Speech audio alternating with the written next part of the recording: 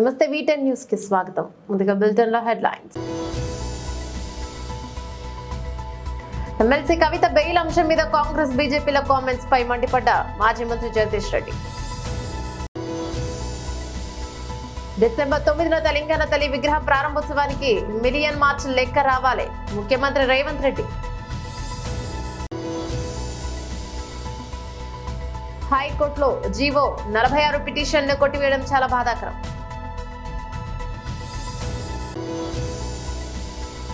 సోనియా గాంధీ లేకుంటే తెలంగాణ ఇంకా 50 ఏళ్లకైనా వచ్చేది కాదు, మంత్రి కోమటిరెడ్డి వెంకటరెడ్డి. డీటెయిల్స్ చూస్తే ఎమ్మెల్సీ కవిత బెయిల్ అంశం మీద కాంగ్రెస్ బీజేపీల కామెంట్స్ పై మండిపడ్డ మాజీ మంత్రి జగదీష్ రెడ్డి. మీడియా మిత్రులందరికీ నమస్కారం. బీఆర్ఎస్ పార్టీ శాసనమండలి సభ్యురాలు కవిత గారి బెయిల్ విషయంలో కొంతమంది చిల్లర మాటలు మాట్లాడుతున్నారు.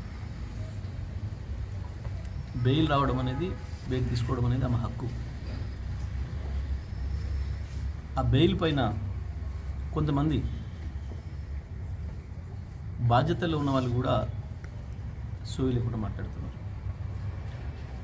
ఒకవైపు బీజేపీ నుంచి కావచ్చు, ఒకవైపు కాంగ్రెస్ నుంచి కావచ్చు. కోర్టును తప్పుపట్టే పద్ధతుల్లో, సుప్రీంకోర్టునే తప్పుపట్టే పద్ధతుల్లో వాళ్ళ తెలివి తక్కువతనాన్ని, వాళ్ళ మూర్ఖత్వాన్ని బయటపెట్టుకుంటున్నారు.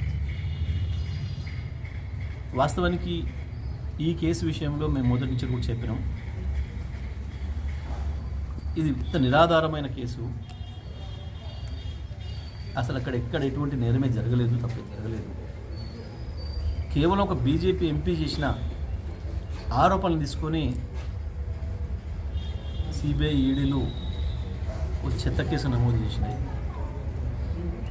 బహుశా నాకు తెలిసి చరిత్రలో ఈడీ, సిబిఐలు చేసిన పరమ చెత్త కేసుల్లో ఇది ఒకటే ఉంటుంది, లేదా ఇది నెంబర్ 1 ఉంటుంది. ఈ కేసు ఎక్కడ ఏ చిన్న ఆధారం లేకుండా, ఎక్కడ ₹1 మాది నష్టం జరిగింది అని ఎవరు కాంప్లైంట్ ఇవ్వకుండా, మా డబ్బులు ఏదో బ్యాంకుల నుంచి ఎవరో తీసుకుంటుంది ఇంకోరు చెప్పకుండా, లేదా ఎటువంటి నగదు దొరకకుండా, ఈ పలానా బ్యాంక్ నుంచి పలానా బ్యాంక్కి ఏదైనా అక్రమంగా ట్రాన్స్ఫర్ అయిందనే ఒక ఆధారం లేకుండా, ఏది లేకుండా మూపబడ్డ కేసు. కేవలం పార్లమెంట్ ఎలక్షన్ల సందర్భంలో ఇక్కడ కేసీఆర్ గారిని, అక్కడ కేజ్రీవాల్ గారిని ఇబ్బంది పెట్టడం కొరకు మోడీ అండ్ కో కలిసి చేసిన కుట్రలో భాగంగా వచ్చిన కేసు తప్ప ఇది వాస్తవానికి ఏం ఆధారాలు లేవు. నిన్న మనం చూసినాం సుప్రీంకోర్టులో వాదనల సందర్భంలో సిబిఐ, ఈడీకి సంబంధించిన న్యాయవాదులు ఏ రకంగా ఇబ్బంది పడ్డారో మాట్లాడడానికి, చెప్పడానికి, ఆధారాలు లేని ఆధారాల కొరకు ప్రయత్నం చేసి ఎట్లా వాళ్ళు సతమతమైన మనం చూసాం. వాస్తవానికి పట్టపగలు దొరికి నోట్ల కట్టలతో దొరికిన వాళ్ళేమో బెయిల్ మీద వచ్చి అధికారం చెలాయిస్తారు. ఏ ఆధారం లేని కేసు, అక్రమ కేసును పెట్టిన వాళ్ళు బెయిల్ మీద వస్తేనేమో ఈ రకంగా ఏడుస్తున్నారు. వాస్తవం చెప్పాలంటే ఇవాళ కాంగ్రెస్ పార్టీ పరిస్థితి ఎట్లా ఉందంటే, మోడీకి బీ టీమ్గా ఉంది తెలంగాణలో కాంగ్రెస్ పార్టీ, తెలంగాణ ప్రభుత్వం మోడీకి బీ టీమ్గా పనిచేస్తూ ఉంది. మొట్టమొదటి బండి సంజయ్ కావచ్చు, కిషన్ రెడ్డి కావచ్చు, బీజేపీ నాయకులు అది ఆలోచించుకోండి. మోడీ మిమ్మల్ని లెక్క పెట్టడం లేదు. ఎప్పటికైనా రేవంత్ అనే మనిషి తెలంగాణలో ఉన్న పద్ధతుల్లో మోడీ గారి వ్యవహారం ఉంది. వాల్మీకి కుంభకోణం కేసులో ఇంత స్పష్టంగా 180 కోట్ల రూపాయలు బ్యాంకుల ద్వారా మారి తెలంగాణకు 45 కోట్ల రూపాయలు పైగా వచ్చి, స్వయంగా కాంగ్రెస్ పార్టీకి సంబంధించిన నాయకుల అకౌంట్లలోకి కూడా వచ్చి అక్కడ ఆధారాలను రెడీగా ఉంటాయి. ఎందుకు నోరు మెదుపుతలేరు కిషన్ రెడ్డి కావచ్చు, బండి సంజయ్ కావచ్చు, బీజేపీ రాష్ట్ర ఎందుకు మాట్లాడతలేరు? ఎందుకు రేవంత్ రెడ్డిని కాపాడే ప్రయత్నం చేస్తున్నారు? ఎందుకు తెలంగాణ కాంగ్రెస్ని కాపాడే ప్రయత్నం చేస్తున్నారు? ఇది ప్రజలందరికీ కూడా అర్థమవుతుంది. తెలంగాణ కాంగ్రెస్ మోడీ బీ టీం తప్ప ఇంకొకటి కాదు. అందుకే ఇద్దరు కలిసి ఇప్పటికి కూడా వాస్తవానికి ఇవాళ రాష్ట్రంలో అధికారంలో ఉన్న కాంగ్రెస్ పార్టీ పైన దాని ఫెయిల్యూర్స్ పైన మాట్లాడాల్సిన బీజేపీ ఇంకా కేసీఆర్ పైన అక్కసు వెలగక్కుతుంది. 9 నెలలైన పరిపాలన చేతగాక కాంగ్రెస్ పార్టీ మేమే మంత్రులం, బీఆర్ఎస్ పార్టీనే ముఖ్యమంత్రి మంత్రులన్న పద్ధతిలో మా మీద దాడి చేస్తుంది. రెండు కలిసి ఇంకా కేసీఆర్ పైన బీజేపీ బీఆర్ఎస్ పైన దాడి చేస్తున్నాయి అంటే వాళ్ళ బలహీనత ఏందో అర్థమవుతుంది, వాళ్ళ ఐక్యత ఏందో అర్థమవుతుంది. ఎవరేం చెప్పినా ఈ కేసు అనేదే ఢిల్లీ లిక్కర్ స్కామ్ అనేది ఒక బీజేపీ కుట్ర తప్ప అది ఒక చెత్త ఆధారం లేని చెత్త కేసు తప్ప ఇంకోటి కాదు. మేము మొదటి నుంచి చూపించినట్టుగానే కవిత గారు చాలా స్వచ్ఛంగా బయటకు వచ్చింది. ఆ సందర్భంలో సుప్రీంకోర్టు జడ్జిలు చేసిన కామెంట్స్ని చూస్తేనే మనకు ఆ కేసులో ఏం పసలేదనే విషయం స్పష్టంగా అర్థమవుతుంది. నేను ఏమంటున్నా,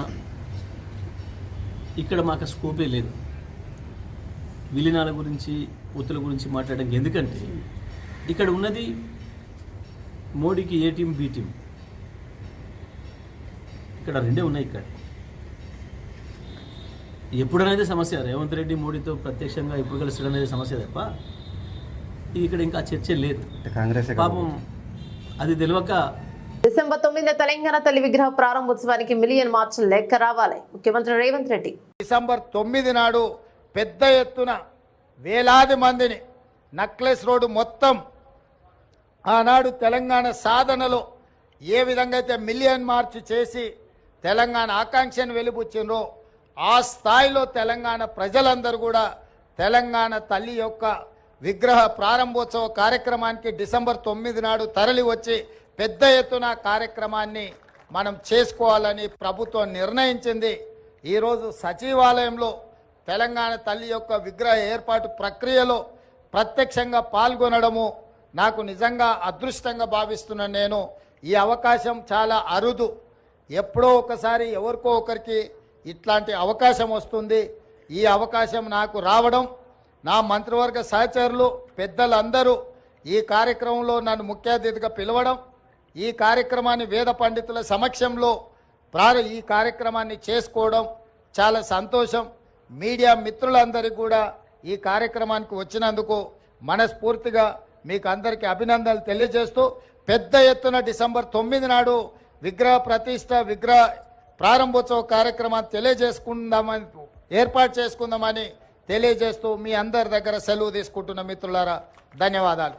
హైకోర్టులో జీవో 46 పిటిషన్లు కొట్టివేయడం చాలా బాధాకరం. ఎంతో మంది నిరుద్యోగుల జీవో 46 బాధితుల పోరాటాన్ని ప్రభుత్వం పట్టించుకోవడం లేదని ఒక న్యాయం చేయమని కోర్టు మెట్లెక్కితే ఇక్కడ కూడా నిరాశ ఎదురైంది. నిరుద్యోగులు ఎవరు బాధపడద్దు, నిరాశ చెందొద్దు. జీవో 46 ను రద్దు చేసేంత వరకు పోరాడదాం.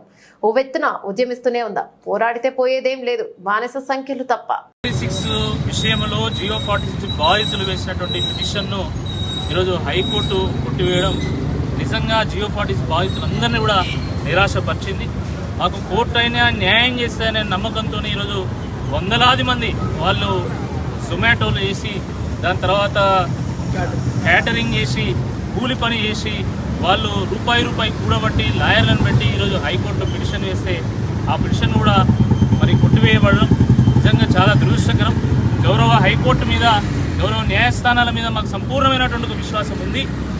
తప్పకుండా మరి జడ్జి గారు ఇచ్చినటువంటి తీర్పును పూర్తిగా మరి చదివి పూర్తిగా రివ్యూ చేసి ఏ రకంగా ఈ తీర్పుని ఇచ్చారని చెప్పేసి మరి అనలైజ్ చేసిన తర్వాత న్యాయపరంగా దీని విషయంలో ఎట్లా ముందుకెళ్లాలనే దాని మీద మేము నిర్ణయం తీసుకుంటాం. కానీ ఈ సందర్భంగా మేము ప్రభుత్వాన్ని ప్రశ్నిస్తున్నాం. మీరు శాసనసభ ఎన్నికల సందర్భంగా, పార్లమెంట్ ఎన్నికల సందర్భంగా, తర్వాత జరిగినటువంటి ఖమ్మం, నల్గొండ, వరంగల్ పట్టభద్రుల నియోజకవర్గ ఎన్నిక సందర్భంగా మీరు జియో 46 విషయంలో మీరు ఇచ్చినటువంటి మాట మీద మీ వైఖరింది. మీరు ఆ రోజు రద్దు చేస్తామని చెప్పి ఎందుకు రద్దు చేయడం లేదు? ఈరోజు మీ నిర్ణయం వల్ల, మీ వైఖరి వల్ల ఈరోజు వందల మంది మెరిట్ విద్యార్థులు నష్టపోతా ఉన్నారు. చాలామంది జియో 46 బాధితులు అంటున్నారు. వాళ్ళు బాధితులు కాదు, హైలీ మెరిటోరియస్ స్టూడెంట్స్. వాళ్ళు 60 మార్కులు వచ్చిన వాళ్ళు ఈరోజు పోలీస్ ట్రైనింగ్ తీసుకుంటుంటే 126 మార్కులు వచ్చే వీళ్ళు కోర్టు మెట్లు ఎక్కి ఈరోజు న్యాయ పోరాటం చేస్తూ ఉన్నారు. చాలా దురదృష్టకరం. ప్రభుత్వం తలుచుకుంటే క్షణంలో ఒక ఉత్తర్వును వాళ్ళు విడుదల చేయొచ్చు. కానీ ఈరోజు మొండికేసి ఓడెక్కదానిక ఓడమల్లన్నా, ఓడదిగినాక బోడమల్లన్నా చందంగా ఈరోజు వాళ్ళను అద్దమైకుల్లాగా వాడుకున్నారు. ఎన్నికల సామాగ్రిలాగా ఎన్నికల సందర్భంగా వాడుకొని వదిలేసింది తప్ప నిజంగా వాళ్ళ యొక్క సమస్యను అర్థం చేసుకోవడంలో కానీ, వాళ్ళ సమస్యను పరిష్కారం చేయడంలో కానీ వాళ్ళు ఎప్పుడు కూడా ఒక్క అడుగు కూడా ముందుకేయాలి. అది చాలా స్పష్టంగా కనబడుతూ ఉన్నది. ప్రభుత్వ లాయర్ కేసు అటెండ్ కాదు. ప్రభుత్వ లాయర్ వచ్చి కనీసం వీళ్ళకి అనుకూలంగా ఒక్క వ్యాఖ్య కూడా చేయడు. మరి దీన్ని ఏ రకంగా అర్థం చేసుకోవాలని ఒక్కసారి ముఖ్యమంత్రి రేవంత్ రెడ్డి గారు, అదేవిధంగా మంత్రులు కూడా చెప్పాల్సినటువంటి అవసరం ఉందని చెప్పి ఈ సందర్భంగా మేము గుర్తు చేస్తూ ఉన్నాము. మరి జియో 46 బాధితులందరితోని వాళ్ళు ఎంతో నిరాశతో ఉంటే వాళ్ళతో నేరుగా ఈరోజు కేటీఆర్ గారు ఢిల్లీ నుండి వారి ఫోన్లో మాట్లాడడం జరిగింది. మీకు అన్ని రకాలుగా మీ మద్దతుగా నిలుస్తాము, మీ పోరాటంలో మేము భాగస్వామిగా ఉంటాము, మీ వెన్నంటి ఉంటాము. మీరు ఎవ్వరు కూడా నిరాశపడాల్సినటువంటి అవసరం లేదు. అవసరమైతే దీన్ని సుప్రీంకోర్టులో కూడా వేసైనా సరే మీకు న్యాయం జరిగేంత వరకు మీతో పాటు ఉంటామని చెప్పేసి కేటీఆర్ గారు చెప్పడం జరిగింది. నేను గ్రామీణ ప్రాంతాల్లో ఉన్నటువంటి వందలాది మంది జియో 46 బాధితులందరికీ కూడా, జియో 46 అభ్యర్థులందరికీ కూడా నేను విజ్ఞప్తి చేస్తున్నా, మీరు ఎవ్వరు కూడా నిరాశపడాల్సినటువంటి అవసరం లేదు. మాకు తెలుసు మీరు చిన్న కుటుంబాల నుంచి వచ్చిండ్రు, కూలీ నాలీ చేసి 100 రూపాయలు కూడబెట్టి మీరు లాయర్లకు ఫీజులు కట్టిళ్ళు. మీరు చిన్న కుటుంబాల నుంచి వెళ్ళి చాలా కష్టపడి కోచింగ్లు తీసుకొని మరి మీరు 120 మార్కులు 126 మార్కులు సాధించిన మాకు తెలుసు. ఆ విషయము మీరు నిరాశపడాల్సినటువంటి అవసరం లేదు. మీ తరఫున కొట్లాడడానికి మేము సిద్ధంగా ఉన్నాం. మీరు ఒక నమ్మకంతో ఉండండి. తప్పకుండా న్యాయస్థానాలు మనకు. సోనియా గాంధీ లేకుంటే తెలంగాణ ఇంకా 50 ఏళ్లకైనా వచ్చేది కాదు. అందుకు సోనియా గాంధీ పుట్టినరోజు నాడు తెలంగాణ తల్లి విగ్రహ ప్రతిష్ఠ చేయాలని నిర్ణయించాం. మంత్రి కోమటిరెడ్డి వెంకటరెడ్డి. అలాగే తెలంగాణ ఇచ్చిన దేవత సోనియా గాంధీ పుట్టినరోజు ఆ విగ్రహ ప్రతిష్ఠ చేయాలని చెప్పి వారు నిర్ణయించడం కూడా మరొక శుభవార్త తెలంగాణ ప్రజలకు. సోనియా గాంధీ గారు లేకుంటే తెలంగాణ ఇప్పుడు కాదు ఇంకా 50 ఏళ్ళకైనా రాదని అందరికీ తెలుసు. 10 మందిలో క్రూరత్వం చూపడం, అవమానపరచడం, హింసించడం, తాను తీసుకున్న నిర్ణయాలకు ఎదుటివారి బాధపడుతుంటే నవ్వించడం. అందుకనే కుటుంబీ సర్కార్కు శాడిస్ట్ సర్కార్ అనక తప్పడం లేదు. ఉద్యోగస్తులను బహిరంగంగా తిడుతూ అవమానిస్తుంటే అవి ఉద్యోగ సంఘాల వారికి పొకటతల్లా ఉన్నాయా? వెంటనే ఉద్యోగ సంఘాలు స్పందించాలి. చంద్రబాబు నాయుడు ఉద్యోగస్తులకు చుక్కలు చూపిస్తున్నారు. ఎన్సీబీఎన్ పదే 95 నాటి సీఎం చూస్తానంటున్నారు. అంటే దాని అర్థం ఏంటి? రామారావు గారిని వెనుపోటు పడిచే అధికారాన్ని చేజిక్కించుకోవడమా? ఉమ్మడి ఆంధ్రప్రదేశ్లో కానీ విభజిత ఆంధ్రప్రదేశ్లో కానీ అభివృద్ధి సంక్షేమ పరంగా చంద్రబాబు నాయుడు అధికారంలో లేని కాలమే బాగుందని అనేక గణాంకాలు, అనేక రిపోర్టులు స్పష్టం చేస్తున్నాయి. ఎర్ర బుక్కును పాకన పెట్టుకొని ఇష్టానుసారం ఉద్యోగులపై వేటు వేస్తున్నారు. వైఎస్ జగన్ ప్రభుత్వంలో అనేక మంది అధికారులకు మంచి పోస్టింగ్ ఇచ్చారు. వాటికి ఉదాహరణ ఉద్యమ ప్రద్యుమ్న, సాయి ప్రతాప్, సతీష్ చంద్ర, గిరిజా శంకర్, కాటమనేని భాస్కర్, ప్రవీణ్ కుమార్ ఠాగూర్, పివి రమేష్ హత్యల దాడులు, దౌర్జన్యాలు, అత్యాచారాలు రాష్ట్రంలో ఎప్పుడు ఇలాంటి పరిస్థితులు లేవు. వీటిని ప్రజలను డైవర్ట్ చేయడానికి ఫైల్స్ బాగుతో మొదలు పెట్టారు. అందుకే వీటిని చంద్రబాబు ఫైల్స్ అంటున్నాం. మద్రపల్లి సబ్ కలెక్టర్ ఆఫీస్ లో ఫైల్స్ తగలబడింది షార్ట్ సర్క్యూట్ వలన అని చంద్రబాబు నాయుడు గారి నెల్లూరు పర్యటనలో చెప్పారు. ధవళేశ్వరం ఫైల్స్ అంశం కూడా అవేమీ ప్రాధాన్యత గల పత్రాలు కావని ఆర్డీఓ దగ్గర నుంచి కలెక్టర్ వరకు చెప్పారు. ఎన్నికలకు ముందు చంద్రబాబు గారు ఓపీఎస్ అన్నారు, అంతా స్వర్గమే అని యుగమే అన్నారు, అంతా స్వర్ణయుగమే అన్నారు. స్వర్గం సంగతి అటు ఉంచితే ఇప్పుడు అంతా ఉద్యోగస్తులకి నరకంగా తయారైందని అంటున్నారు. అందరికీ నమస్కారం. రాష్ట్రంలో ఉద్యోగులపై వేధింపులు అధికమయ్యాయి. చంద్రబాబు నాయుడు గారు జనసేన కూటమి ప్రభుత్వం ఉద్యోగస్తుల్ని ఇష్టానుసారం బహిరంగంగా అవమానిస్తూ వాళ్ళని తీవ్రమైనటువంటి ఒత్తిడిలోకి నెట్టేస్తూ బహిరంగంగా అవమానపరుస్తుంటే ఉద్యోగ సంఘాలు కూడా వీటిపై ఎందుకు స్పందించడం లేదని మేమైతే ఆవేదన వ్యక్తం చేస్తాం. చంద్రబాబు నాయుడు గారు చూశారు కదా, బహిరంగంగానే చాలామంది అధికారులు మీరు నిద్రపోతున్నారు, మీకు మర్యాదగా చెప్తే అర్థం కాదా, ఒళ్ళు దగ్గర పెట్టుకోండి, ఇంకా తమాషాలు చేస్తున్నారు ఏంటని ఇష్టానుసారం మాట్లాడుతున్నారు. ఇవి మాట్లాడడంతో పాటుగా 95 చంద్రబాబు నాయుడు గారిని చూస్తారని బహిరంగంగా హెచ్చరికలు జారీ చేస్తాం. 95 ముఖ్యమంత్రి చంద్రబాబు నాయుడు గారు అంటే అర్థం ఏంటి? చంద్రబాబు నాయుడు గారు అది కూడా వివరంగా చెప్తే బాగుండేది. చంద్రబాబు నాయుడు గారు 95 సీఎం అంటే ఎన్టీ రామారావు గారి దగ్గర ముఖ్యమంత్రి పదవి లాక్కొని ఆయన అధికారం చెలాయించిన ప్రజల దగ్గర నుంచి ఆదరణ రాలేదని ఆయన ప్రజల్ని పక్కదారి పట్టించడానికి అనే ఆకస్మిక తనిఖీలని, ఉద్యోగస్తుల్ని బెదిరించడం, అదేవిధంగా అందరి ముందు ఉద్యోగస్తుల్ని అవమానపరచడం, ఇట్లాంటివి చేసి ఒక హై డ్రామా సృష్టించారు. మరి 95లో కూడా ప్రత్యామ్నాయ మీడియా కానీ సోషల్ మీడియా కానీ లేదు. అందుకని ఆ రోజున చంద్రబాబు నాయుడు గారు చేసినటువంటి ఆటలన్నీ సాగిపోయినాయి. 95 సీఎం అంటే ఇదే కదా. మీరు ఎన్టీ రామారావు గారి దగ్గర నుంచి పదవి లాక్కున్నా మీకు ప్రజాదరణ రాలేదని రాజకీయాన్ని పక్కదారి పట్టించడానికి ఈ డైవర్షన్ పాలిటిక్స్ చేసిన మాట వాస్తవం కాదా? వాస్తవం కాదా? ఇది కదా 95 సీఎం అంటే. చాలామందికి ఈ విషయం తెలియదు. ఈ విషయం కూడా మీరు వివరించి చెప్పుంటే చాలా బాగుండేది. ఉద్యోగస్తుల్ని బహిరంగంగా అవమానపరిచి చంద్రబాబు నాయుడు గారు కూటమి నాయకులు నవ్వుకుంటున్నారు. దీన్ని ఏమనాలి? ఈ లక్షణాలని ఏమనాలి? ఎవరన్నా బాధపడతా ఉండి ఇబ్బంది పడతా ఉండి ఎదుటి వ్యక్తుల్ని మనం అవమానపరిచినప్పుడు మనం నవ్వుకుంటున్నామంటే దాన్ని శాడిస్ట్ లక్షణం అంటారు. దాన్నే శాడిస్ట్ లక్షణం అంటారు. మరి తెలుగుదేశం జనసేన కూటమి ప్రభుత్వాన్ని శాడిస్ట్ సర్కార్ అనాలా? చెప్పండి, శాడిస్ట్ సర్కార్ అనాలా? ఈ మాట అనక తప్పట్ల. ఈ రోజున చంద్రబాబు నాయుడు గారు జనసేన పార్టీ చేస్తున్నటువంటి ఆగడాలను చూసి ఇది శాడిస్ట్ సర్కార్ అని పేరు పెట్టాల్సి వస్తుంది. ఉద్యోగస్తులు కూడా చంద్రబాబు నాయుడు గారు ఏదో వస్తారు, బ్రహ్మాండంగా మాకేదో చేస్తారు అని అందరూ భావించారు. కానీ ఈరోజు ఏమైంది? ఎక్కడ పడితే అక్కడ ఉద్యోగస్తుల్ని తిట్టడం, అవమానించడం. ఇది వాస్తవం కాదా? గతంలో జగన్మోహన్ రెడ్డి గారు అధికారంలో ఉన్నప్పుడు ఉద్యోగస్తుల్ని ప్రభుత్వంలో భాగస్వామ్యం చేశారు, పథకాల అమల్లో భాగస్వామ్యం చేశారు. ఎంతో అద్భుతంగా ఉద్యోగస్తులతో కలిసి పనిచేసినటువంటి సందర్భం. 30 లక్షల ఇళ్ల పట్టాలు ఇచ్చారంటే దానికి ఉద్యోగస్తులందరూ కూడా సహకరించబట్టే. అద్భుతంగా ఆ పథకాన్ని అమలు చేశారంటే ఉద్యోగస్తులు కూడా ప్రభుత్వంలో భాగస్వామ్యం అయ్యారు. ఆ రోజున జగన్మోహన్ రెడ్డి గారి ప్రభుత్వం కూడా ఉద్యోగస్తుల్ని భాగస్వామ్యం చేయబట్టే మంచి ఫలితాలు సాధించారు.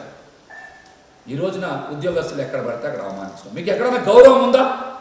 మీరు నమ్మారు, మోసపోయారు. ఇవాళ చంద్రబాబు నాయుడు గారు ఉద్యోగస్తులకి చొక్కాలు చూపిస్తా ఉన్నారు. మీ పరిస్థితి వల్ల ఎలా ఉందో తెలుసుగా మీకు. నేరేడు చెట్టు కోతి ముసలి కథలో కోతి మోసపోయినట్టే.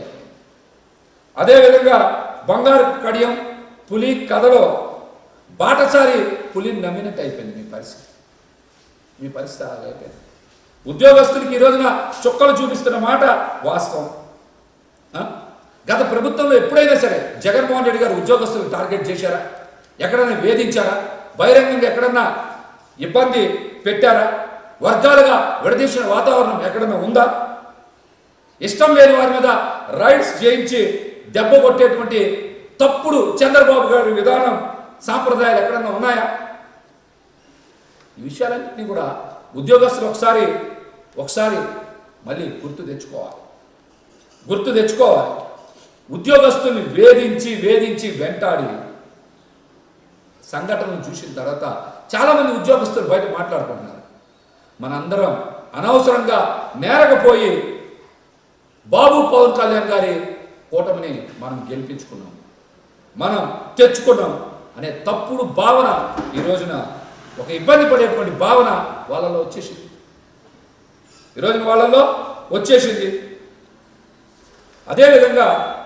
అదేవిధంగా మీరు చూస్తే గతంలో అనేక గణాంకాలు తీసుకోండి. దీని మీద ఎక్కడైనా సరే బహిరంగ చర్చకు కూడా మేము సిద్ధం.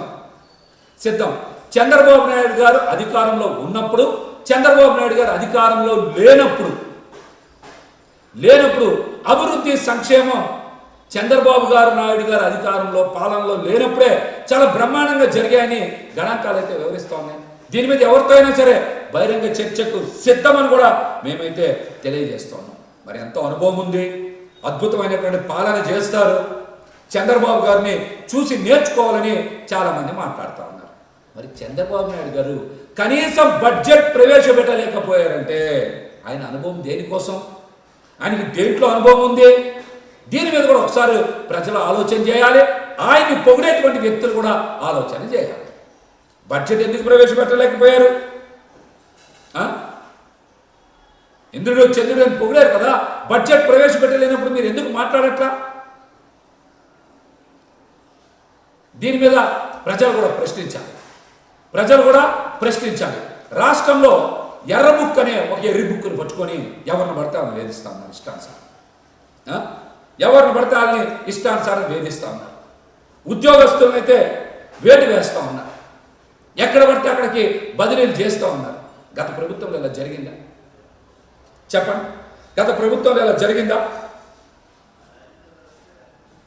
ఆ ఎర్ర బుక్ను పట్టుకొని ఉద్యోగస్తులను ఇష్టానుసారం వేధిస్తూ ఉన్నారు. మరి గతంలో ప్రద్యుమ్న గారు సీఎం ఆఫీసులో పనిచేశారు. మరి ఆయనకి జగన్మోహన్ రెడ్డి గారు మంచి పోస్టింగ్ చేయలేదా? సాయి ప్రతాప్ గారికి ఇవ్వలేదా? సతీష్ చంద్ర గారికి, గిరిజాశంకర్ గారికి, కాటమనేని భాస్కర్ గారికి, ప్రవీణ్ కుమార్ గారికి, అదేవిధంగా డీజీపీగా పనిచేసినటువంటి ఠాగూర్ గారికి, పివి రమేష్ గారికి, ఇలా చాలామందికి ప్రాధాన్యత ఉన్నటువంటి పోస్టింగ్లు ఇచ్చారు కదా జగన్మోహన్ రెడ్డి గారు. ఇవన్నీ మర్చిపోయి అన్ని అబద్ధ ప్రచారాలు, అవాస్తవ ప్రచారాలు మీడియాను అడ్డం పెట్టుకొని ఉద్యోగస్తుల్ని వేధించాల్సినంత అవసరం ఏమొచ్చింది? వాళ్ళ మీద అంత కక్ష సాధింపు చర్యలు ఎందుకు? కావాలని వాళ్ళ అధికారుల మీద కూడా ఏదో ఒక ముద్ర వేయడం, వాళ్ళని సస్పెండ్ చేయడం, వాళ్ళని ఇబ్బంది పెట్టడం, నోటీసులు ఇవ్వడం. ప్రజలందరూ కూడా సూపర్ 6 అమలు చేయలేదని ప్రజలు అడుగుతూ ఉంటే ఇక్కడ కూడా మళ్ళీ కుట్ర, ప్రజల్ని పక్కదారి పట్టించడానికి కావాలని చంద్రగిరిలో, మదనపల్లిలో సబ్ కలెక్టర్ ఆఫీసులో ఫైల్స్ తగలబడిపోయాయని, అట్లాగే ధవళేశ్వరంలో ఫైల్స్ తగలబడిపోయాయని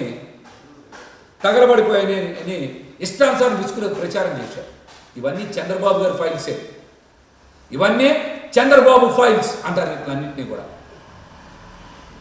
వాస్తవాన్ని కప్పిపుచ్చి అబద్ధ ప్రచారాలు చేశారు. మదనపల్లిలో కాలిపోయినటువంటి ఫైల్స్ షార్ట్ సర్క్యూట్ వల్లే కాలిపోయాయని చంద్రబాబు నాయుడు గారే స్వయంగా నెల్లూరు మీటింగ్లో కూడా చెప్పారు కదా. ఇంకా దాని మీద విషయ ప్రచారం ఏంటి? అదేవిధంగా ధవళేశ్వరం ఫైల్స్ ఘటనలో కూడా అవి ప్రాధాన్యత లేవని ఆర్జీఓ దగ్గర నుంచి కలెక్టర్ గారి వరకు బయటకు వచ్చి చెప్పారు. అయినా ప్రతిపక్షం మీద విమర్శ. వీటి మీద చంద్రబాబు ఫైల్స్ అని ఒక సిరీస్ తీయాలి. ఇక్కడి నుంచి చంద్రబాబు ఫైల్స్ అని ఒక సిరీస్ తీయాలి. ఎంత తప్పుడు ప్రచారం ఏంటి? ప్రభుత్వం 5 ఏళ్ళు ఉంటుంది, ఉద్యోగస్తుల సర్వీసు 30 ఏళ్ల పైన ఉంటుంది. ములుగు జిల్లా గోవిందరావుపేట మండలం బుస్సాపూర్లోని లక్నవరం ఐలాండ్లో రాత్రి బసానంతరం లక్కవరం నుండి బయలుదేరిన తెలంగాణ రాష్ట్ర గవర్నర్ జిష్ణుదేవ్ వర్మ జిల్లాలో గవర్నర్ గారి 2 రోజుల పర్యటన ప్రశాంతంగా ముగిసింది.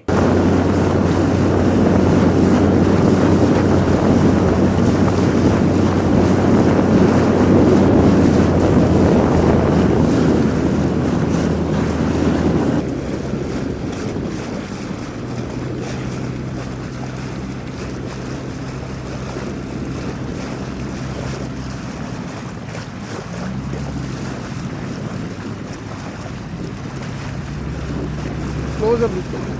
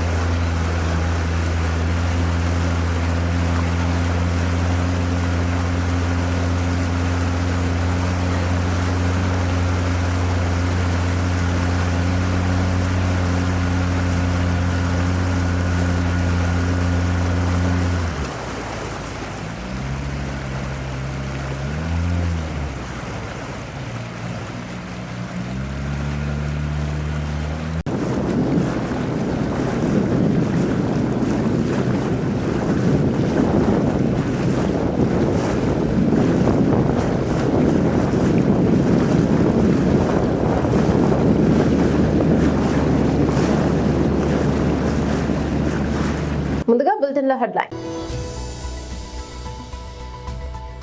ఎమ్మెల్సీ కవిత బెయిల్ అంశం మీద కాంగ్రెస్ బీజేపీల కామెంట్స్ పై మండిపడ్డ మాజీ మంత్రి జగదీష్ రెడ్డి.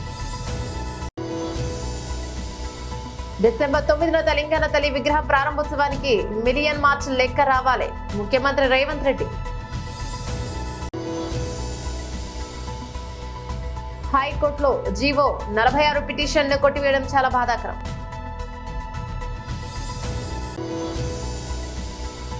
సోనియా గాంధీ లేకుంటే తెలంగాణ ఇంకా 50 ఏళ్లకైనా వచ్చేది కాదు మంత్రి కోమటిరెడ్డి వెంకటరెడ్డి. బులెటిన్ ముగించే ముందు హెడ్లైన్స్ మరోసారి.